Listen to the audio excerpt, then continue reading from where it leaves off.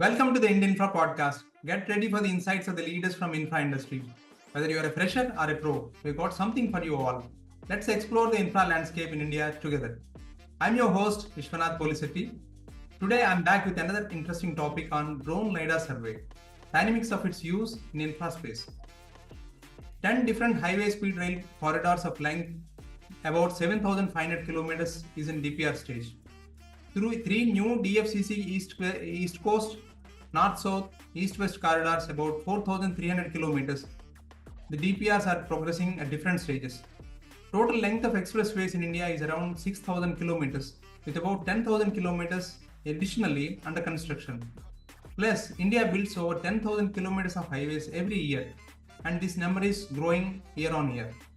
For all this robust infrastructure activity, topographic surveys and ground models are essential at every project stage, be it feasibility, detailed engineering, and construction.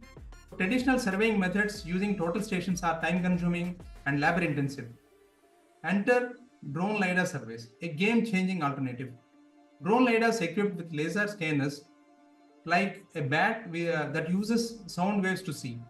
The drone LiDAR flies over the land, shooting millions of laser pulses and that bounces off the ground like tiny rulers. By measuring how long each pulse takes to return, the drone builds a 3D map of the entire area. This 3D map, called a topographic model, shows hills, valleys, and other features on the ground.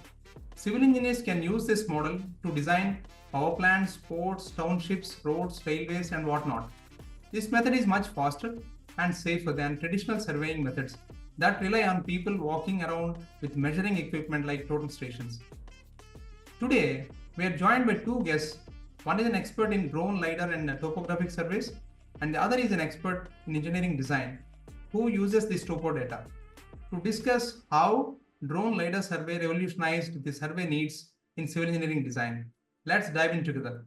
Meet our special guest, the design expert Mr. Pattabhiram, a highway design engineer having 30 years of experience in design and construction of roads in India and overseas.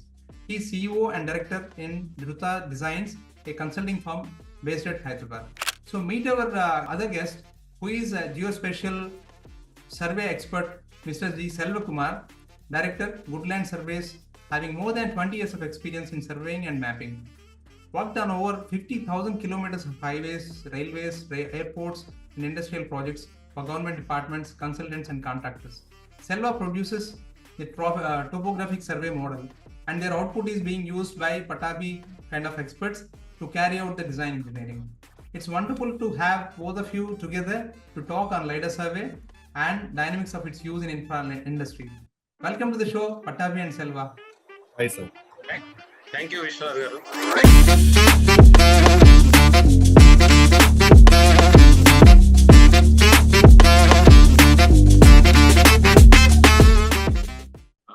First of all, let me thank you, everyone here, for giving this opportunity.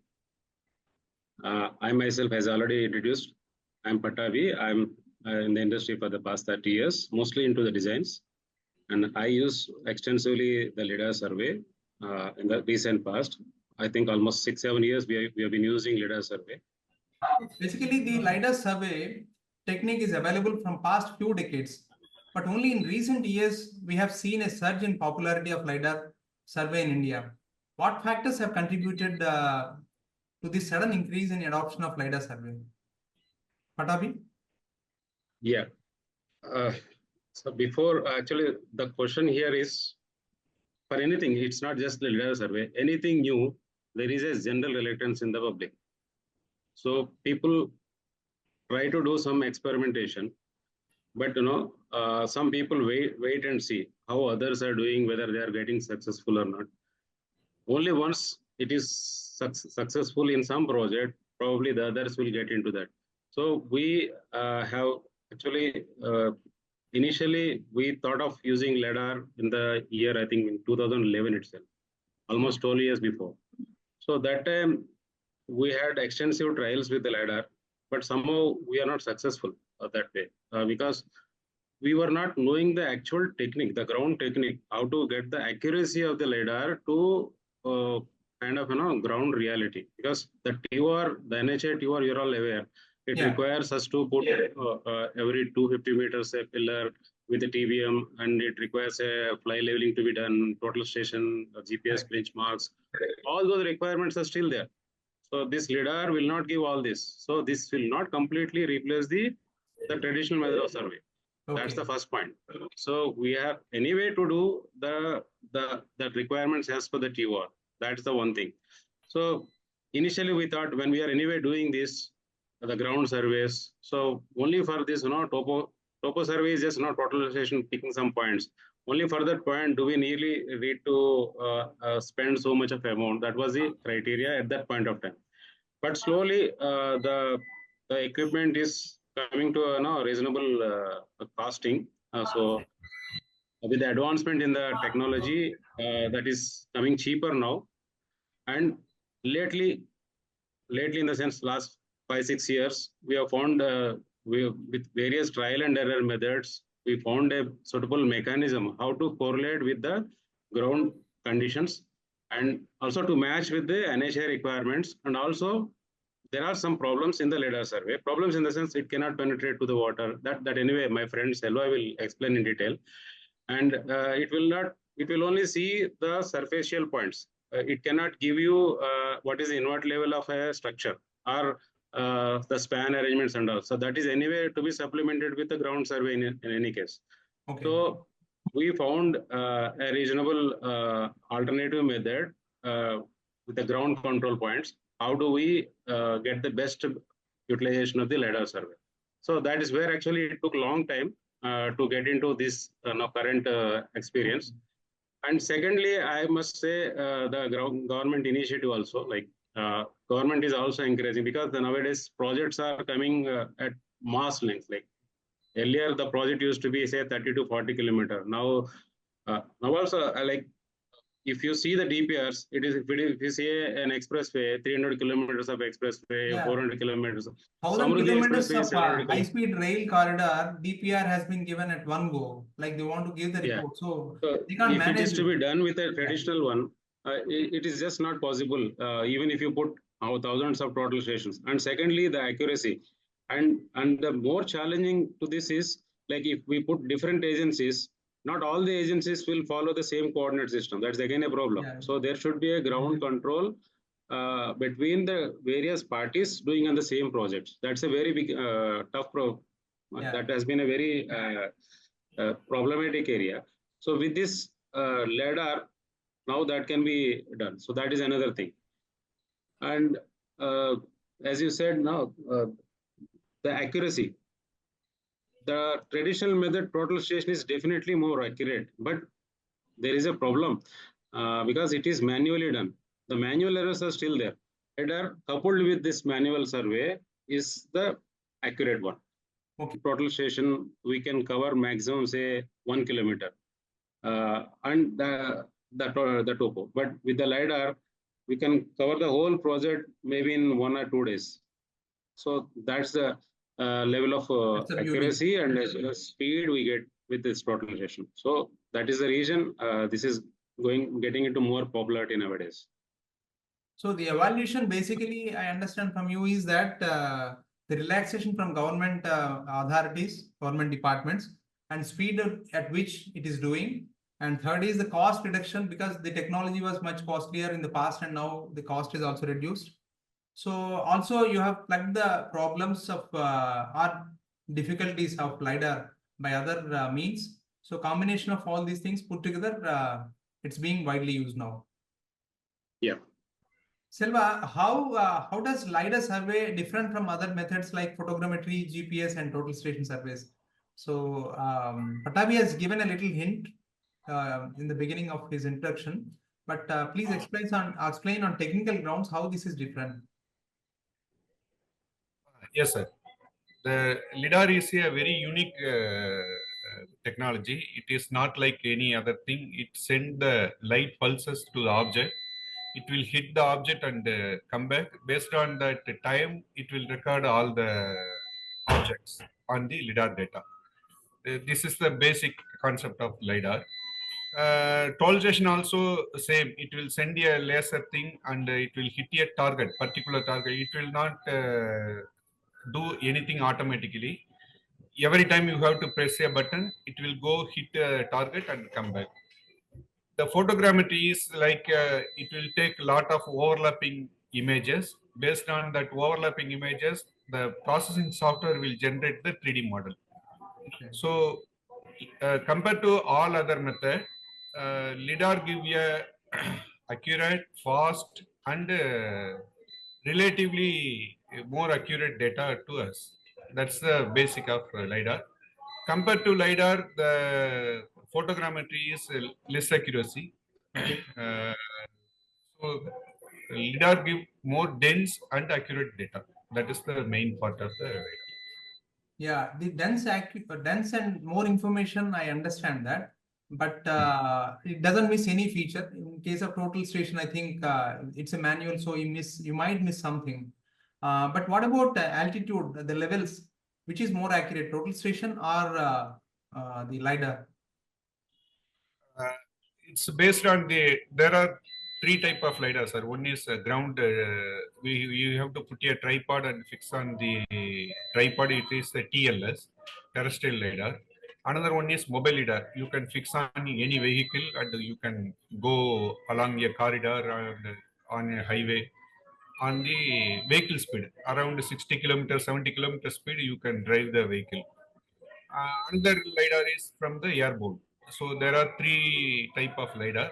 The terrestrial lidar is more accuracy, but it have some processing difficulty. You have to put more stations. You have to combine the data like that. Mobile lidar is on a vehicle. Anyway, you put the machine on a car and you drive on the highway speed means we need some ground control points. Otherwise, it will give you within centimeter accuracy. It's Okay. more like a total station accuracy, sir. Okay, so you can achieve equivalent to a total station accuracy with lidar also, but using some different methods and ground control points, combination of ground control points, etc. Yes, yes. If the ground control point is accurate, then the same accuracy you will get on the all the lidar data. That is the concept. Okay. But when it comes to engineering design, can LiDAR survey produce accurate ground models? Of course, Selva has just now told about accuracy, but putting all of them together, all the features together, can it produce an accurate ground model or not? Or can we rely on such output for engineering design? Yes, definitely. The lidar, if we can use to the fullest extent, it's just not possible for us to operate such a huge data. Actually, what we need for a typical linear infrastructure design, whether it is a highway or railways, cross sections at every 5 meters is the only criteria so far we have been doing. But lidar has a capability of giving point cloud even at a centimeter distance. Like the cross sections can be obtained every centimeter. We don't need such a huge data, and we can't handle also in our software, normal software. So definitely it gives better data, but it cannot completely replace the traditional method. As I earlier said, this has to be coupled with a combination of ground control points, which have to be fixed using normal total station and fly levels. The 1 second accurate total stations, and also the millimeter accuracy fly leveling. So it can't replace completely the traditional survey, No, whatever no. was going on. A combination Yes, of our method goes on like this. We first fix the ground control points with a normal traditional total station and auto levels. We do the traversing by the approved methods, double treasury leveling, or the total station closing loops at every 2.5 kilometers. All these points will keep before we actually fly the lidar, whether it is a aerial drone survey or even mobile mounted lidar. We need to have these ground control points in place, and the accuracy of this data will depend, because this will be correlated with the ground control points. Okay. We take the point data on the ground control point that will be correlated. Okay, in the past, we were having difficulty in use of traditional topo survey methods where the places are inaccessible, like picking up the topo survey data in hills, valleys, forest areas, highly trafficked roads and urban areas, big rivers also sometimes. So where access is completely a big problem. With LiDAR surveying, I hope these tasks are being done very easily and quickly. So the way you guys are explaining. But what are the other key applications of LiDAR surveying, and who else can in infra industry that the services can be utilized? Selva, can you explain, please? Yes, sir. Actually, other industries means whoever need the accurate map, they have to adopt the LiDAR survey nowadays. Mainly nowadays there are a lot of power projects, solar power projects, irrigation projects, dam. So all the infrastructure development, all the country, whatever the country need, they have to depend on the LiDAR survey nowadays. Due to that, you asked, the accessible is not a matter now. From 2 kilometer away, you can access a place and you can do the survey with centimeter accuracy. Even if you don't have a ground control point there, because the ground control point always need the access to the place. Right. Here, we can put the ground control point wherever we have the access, and we can do the survey on remaining area. If we have fly, if we have drone fly, have we have one control point, two control point. Based on that, we can assure the rest of places what is the accuracy. So it's a very easy thing now where we don't have the access. There is no need for any bushes cleaning or any access cleaning work. Without that, we can do the survey. Okay. So whether it is rainy season or rains have come, No, it's slushy and muddy, so people are cannot access into the fields because most of the projects are now greenfield projects. So you don't have an access. You have to walk through carrying your total station, and also all these things are not an obstacle now. So with LiDAR, you can do all this quickly, and the other physical constraints will not probably matter. Am I right? Yes, sir. Only the exact the raining time we can't do the thing, but immediately we can deploy the team. If you have 1 or 2 days gap in between the rain, you can deploy the LiDAR. Correct. On water surface, it won't give any value to us. Okay. It will not reflect anything on the water, so you will get a shadow area on that.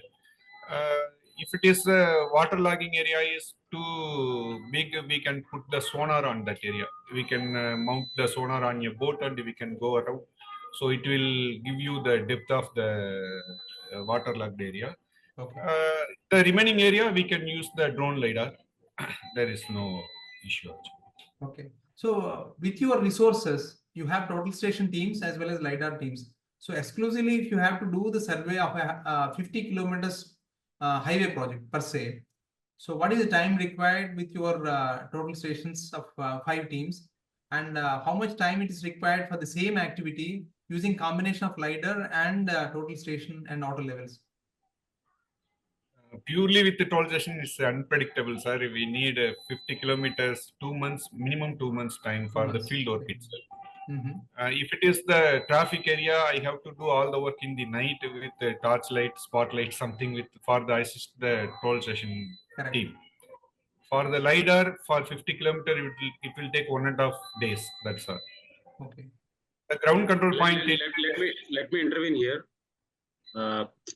Even if you do it with LiDAR survey, the ground control points are in any case we will do. So that itself will take 30 to 40 days. Generally, the traversing for 50 kilometer, we need to first establish DGPS pillars. For DGPS survey will take some time, and again total station survey, and then fly leveling. All these control points in any way will take 30 days. So only the difference we make here is with the LiDAR survey, we can take that complete topography. Topography, I mean, is the picking up the points in between. So that with the traditional total station, we can cover maximum with one total station team setup. We can do maximum 1 kilometer a day. Correct. Sometimes we don't even do 1 kilometer, 500 meters, 600 meters, depending on the Depending on accessibility traffic and to the obstructions. area, obstructions and all. So, but with a drone or this vehicle mounted, we can cover the entire 50 kilometer probably in 2 days. So that is the only difference we make. So the first 30 days for initial ground control points is common for both. So only the difference here is the total station, picking up the points, topography. That what we do is we generally do parallelly while we are doing the traversing. We put more total stations in the traditional method. So that also we used to do along with this within these 30 days or 35 days. Parallelly, if we run 5 or 6 total stations, we can cover say within 30 days, we can parallelly do the total sessions. So in terms of timing, if you properly plan it, we can do that way also. But uh, uh, that whole effort of putting 5 to 6 number of teams and accuracy. And the second thing here is with a total session, you won't get the image. With that LiDAR, it will give you the image also. So putting the final outcome of this total exercise is to prepare a base plan. The base plan can be easily generated looking at an image. The LiDAR gives you an image of along with the point cloud, it gives the image also. So they can just simply connect the relevant points. With the total station, they need to note it down on a paper and pen. With a paper and pen, then they need, after coming back to office, they need to plot it. That's a very huge task. Yes. Yes. Post-survey operations and activities are quite huge in case of total station, apart from the TDS activity at site.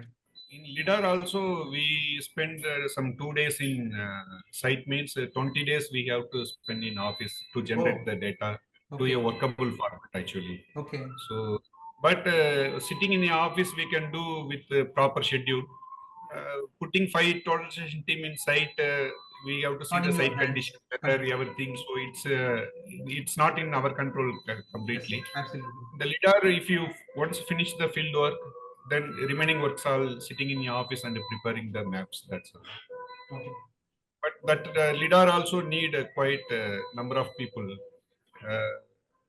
Generally, some 20 people can generate the data of 10 kilometers in a day, like that. Right.